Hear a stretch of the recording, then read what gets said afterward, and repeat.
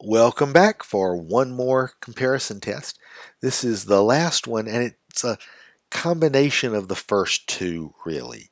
So this test is the zero infinity test. I like to call it the common sense comparison test, again, because it's like we started out trying to do the limit comparison test, and if it doesn't work, then usually we're just stuck. We can't do anything with it.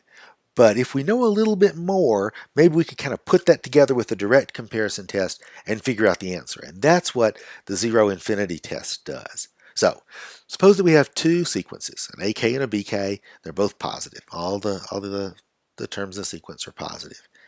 And we try to do the limit comparison test. So it means we take one of them and put them over the other one, and we take the limit. Now, the limit comparison test only works if what we get when we take that limit is not zero and not infinity. Because if the limit of this fraction had turned out to be zero, it would mean that the denominator was bigger than the top, right? On the tower of power, the denominator wins. That's why you get zero. Or, of course, if we got an infinity, it would mean that the numerator was bigger. The top was bigger on the tower of power and gave us infinity. Either one of those means I can't use a limit comparison test. It doesn't work. But maybe if I know a little bit more, which, again, usually we don't. Usually the limit comparison test is the test we're going to use more than the zero infinity test. But maybe we tried the limit comparison test and we got zero, right? Which means we do know something. We know the bottom is bigger, right? And that's, well, not really very much to go on unless we also knew that the bottom one converged. So then we put those two pieces of information together, right? We tried to do the limit comparison test, but we got zero. So can't use the limit comparison test. But knowing that we got zero means that the bottom series is bigger. If I know that the bottom series converges, oh, that's awesome. The direct comparison test says if the big one converges, the small one's got to converge too. So this is why the zero infinity test is kind of an amalgamation of both of the previous two tests. And it works, the other way too, right? If you had tried to do the limit comparison test, took the limit, but you got infinity. Oh dear, okay, right? Limit comparison test is out. But we do know something, right? If the limit of this fraction is infinity, it's because the top is bigger. The AK series is bigger. Well, if the AK series is bigger, right, means the BK series is smaller, right? If the smaller series happened to diverge, oh great, then I can put those two pieces of information together and say the smaller series diverged, so the bigger series way even more diverges. Okay, there's other ways you could rephrase this, but essentially it's if you try to do the limit comparison test and you get zero or infinity, then what that's really telling you is they don't tie, is telling you that one's bigger than the other one. But if you happen to know that one of them converged or diverged, you can sometimes fit that together with the way the direct comparison tests work to figure out what's going on. So here's an example.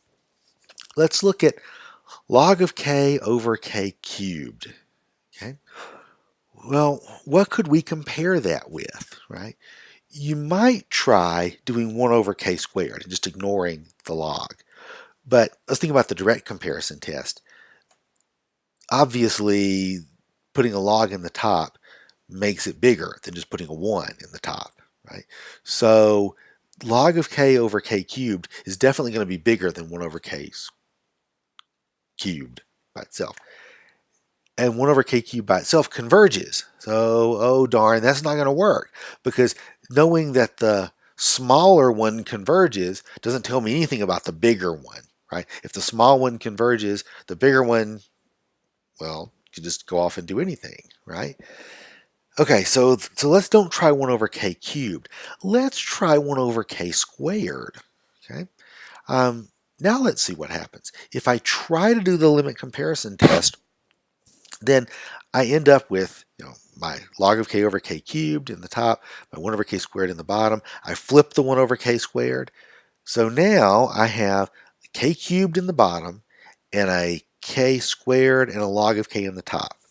So who wins? Well, a k cubed beats a k squared times log of k. Here's the one way to see this is a regular old k beats log of k, right?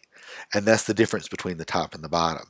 The bottom has an extra k, an extra power of k. The top has an extra log that the bottom doesn't have. So having a k in the bottom is bigger than having a log in the top. That makes sense? So what we end up with is the bottom is bigger, which means this whole limit goes to 0. So the limit comparison test won't work here. But by getting a 0 out of the limit, I do know something. I know that the denominator of my original limit here, the red 1 over k squared, is the bigger one, right? This 1 over k squared is bigger than log of k over k cubed. Now, let's ask ourselves, what happens to the series 1 over k squared? Well, it's a p-series, p equal to 2. So, oh wow, 1 over k squared converges. And that's great, because this means that my bigger one converged. So that means the smaller one has to converge too. And that's the zero infinity test. Okay? Again, it's really trying to do the direct comparison test, or trying to do the limit comparison test, and it's not working, and then hoping that the information you gleaned is enough to use the idea of the direct comparison test to finish it off. Okay, so far in these videos we've had 3 new comparison tests and no new examples. And so we're not going to stop without getting at least one more new example. So here we go. This is a log Q series. Okay? So a log Q series looks like this.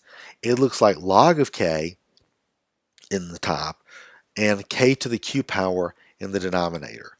So in other words, it's a p series but with an extra log thrown in. Okay? So because it has the extra log, we're not going to call it a log P series because it might be confusing to use the same P letter. We'll use Q. But the cool thing about this is the rule's still the same.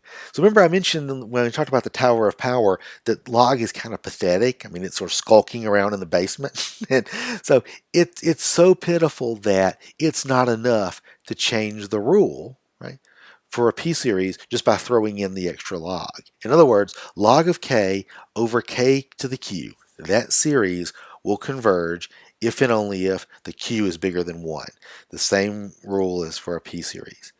Okay? That's a really handy thing. Makes it easy to remember, and also gives us one more example we can use when we need to do a comparison test, because now we can compare things to telescoping series or geometric series or p-series or log q series. We got lots of things we can use to compare with. That's going to be helpful, right, as we try to use these comparison tests.